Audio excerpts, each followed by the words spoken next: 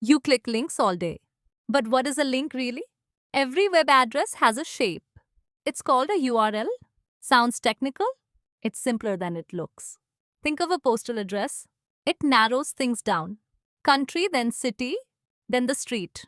A URL works the same way. Each part points the way to one exact thing. Picture a full web address. The first part is the host, the website you are calling. Then comes the path, the page you want. And the query at the end fine tunes the request. Here is a real URL, api.site.com, that is the host. /search is the path. Q equals cats is the query. The host is who you ask. The path and the query are what you ask for. So why learn this? Because every tool online speaks in these addresses. Read the address and you know what you will get. Try it right now. Paste a link in your browser and spot the three parts. So that is a web address. Next up, your first curl. You open a browser to visit a website, but the browser is doing one simple thing. It asks the server for a page. What if you could ask two? Right from the terminal? You can. The tool is curl. Think of a vending machine. You put in a request, it works for a second, and out comes a reply. Curl is just like that. You give it a web address, and it brings the page back. No clicking, no tabs, just the raw answer. The command is curl. You type curl, then a web address. Let's break it apart. Curl is the fetch tool. Example.com is the address you want. Run it and the servers. Reply prints on your screen. That reply is the page text. The same a browser would load. Why does this matter? Because tools and scripts fetch data exactly this way. One line, any site, data straight to you. Try it right now. Open a terminal and type curlexample.com. So that is your first request. Next up, query parameters. A plain request gives you everything. But often you want just one slice of it. How do you narrow it down? With query parameters. Sounds technical? You use them every day. Think of shopping on Amazon. You type a search, then tick the filters, price, brand, rating. The page shows only what fits. A web request can do the same. You add filters right onto the address. They sharpen the answer before it comes back. Here is how it looks. A question mark begins your filters. Then a key equals a value. Q equals cats means search only for cats. And an ampersand lets you add another. So curl quote ap.com. Question mark Q equals cats. Asks for cats and cats only. The server reads your filters. Why does this matter? Because real APIs return thousands of records. Filters get you the few you actually need. Try it, add a question mark. And Q equals your word. So that is query parameters. Next up, status codes. You send a request. The server sends back data, but it also sends a small number first. That number is a status code, and it tells you a lot. You have seen one already. 404 page not found. Everyone has hit that. Think of traffic lights. Green means go. Yellow means redirect. Red means stop. Status codes work the same way.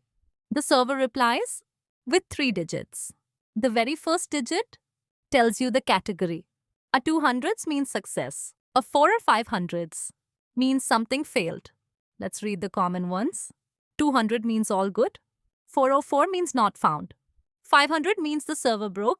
Here is the simple rule. 200s it worked. 400s your request had a mistake. 500s the server had the problem. Why does this matter? Because when a tool fails, the code tells you why. You stop guessing and start fixing. You already know 404. Now you speak the whole language. So that is status codes. Next up, request headers. A plain request just asks for a page. But sometimes the server needs to know more. Who are you? What format do you want? That extra info travels in headers. Think of an office gate. The guard won't let you in on your word alone. You show your ID card and the gate opens. A header is that ID card. It rides along with your request quietly. The server reads it before answering. You add one with curl using dash capital H. A header is just a name and a value. Let's break it apart. Dash H means add a header. Auth is the name. Token is the value. So curl dash H, quote auth colon token, then the address proves who you are. The server checks it and lets you through. Why does this matter? Because most real APIs won't reply without one. No header, no entry. The right header opens the gate. So that is headers. Next up, sending data with post. So far, you've only read from the web, but you do more than read every day. You sign up, you log in, you submit forms. That is sending data, not just asking for it. Think of posting a letter. You write it down, you drop it in the box, and it reaches someone. On the web, that move has a name, post. A normal request is a get. Get means give me data. Post means the opposite. Here, take this data. With curl, you choose using dash capital X. Dash X sets the type of request. Let's break it apart. Get reads data. Post sends data. Dash X is how you pick between them. So curl dash X post, then the address, sends your data up to the server. The server takes it in and saves it. Why does this matter? Because every form, login and sign up is a post. Get takes, post gives. Now you can talk both ways. So that is sending data. Next up, your first real API. You've learned the moves. Now let's do it for real. We will call a live API running on the internet and read actual data that comes back. What is an API? It's a service that serves data, not a web page. Think of a library counter. You ask for a book by its number.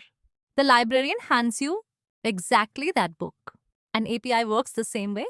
You call its address and it returns the item packed neatly as JSON. Here is a real one. We call JSON placeholder.com. Then /post/1 to ask for post number 1. Let's break it apart. The host is the live service. /post/1 is the exact item. And JSON is the shape of the reply.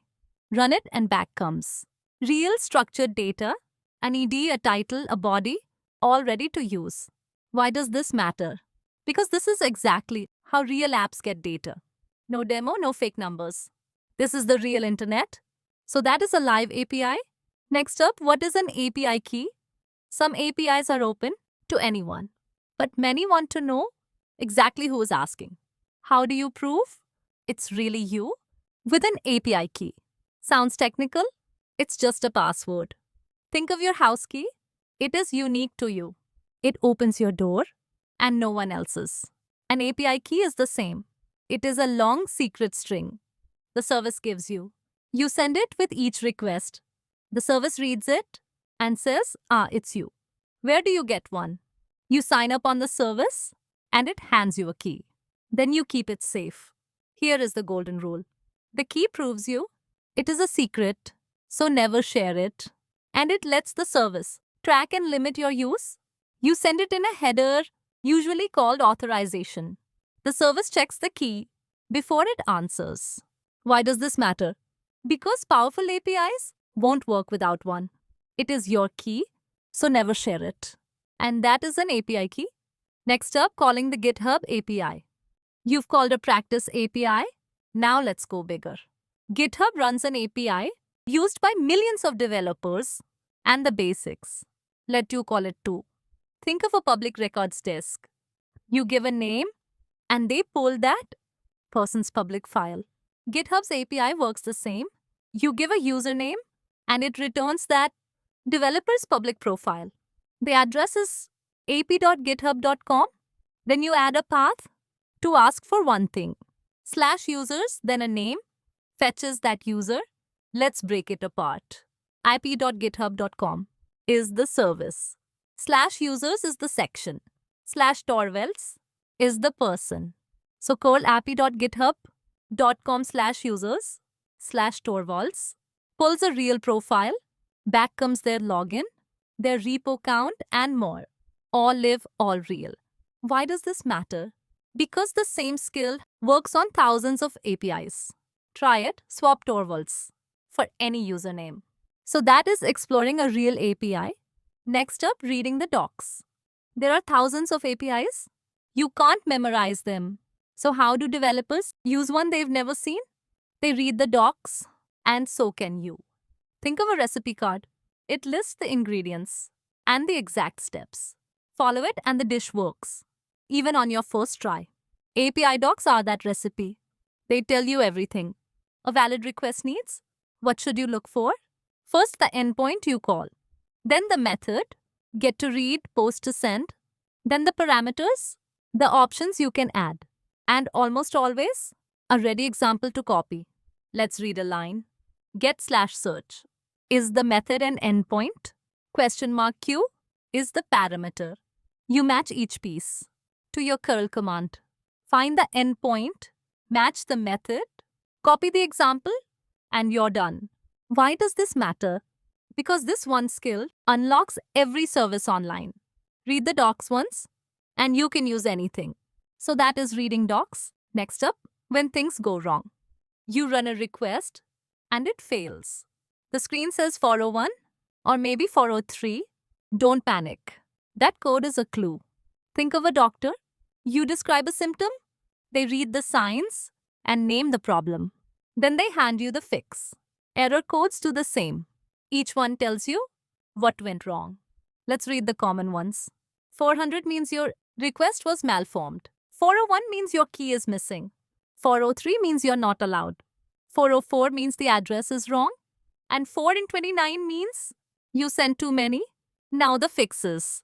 401, add your key. 404, check the URL. 429, slow down.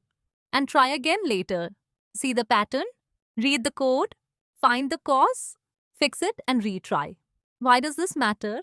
Because every developer hits errors daily. The pros don't guess. They read the code. Errors are clues, not dead ends.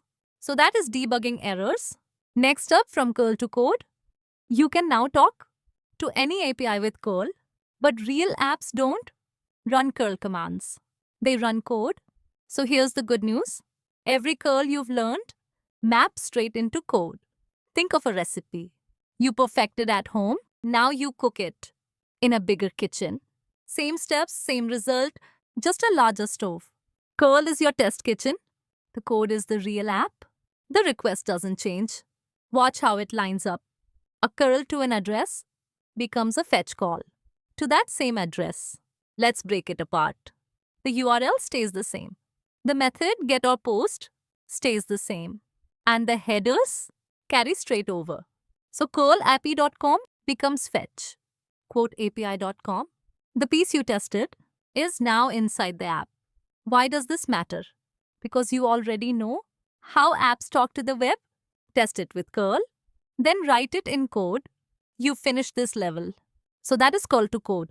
Next up, installing Node.js.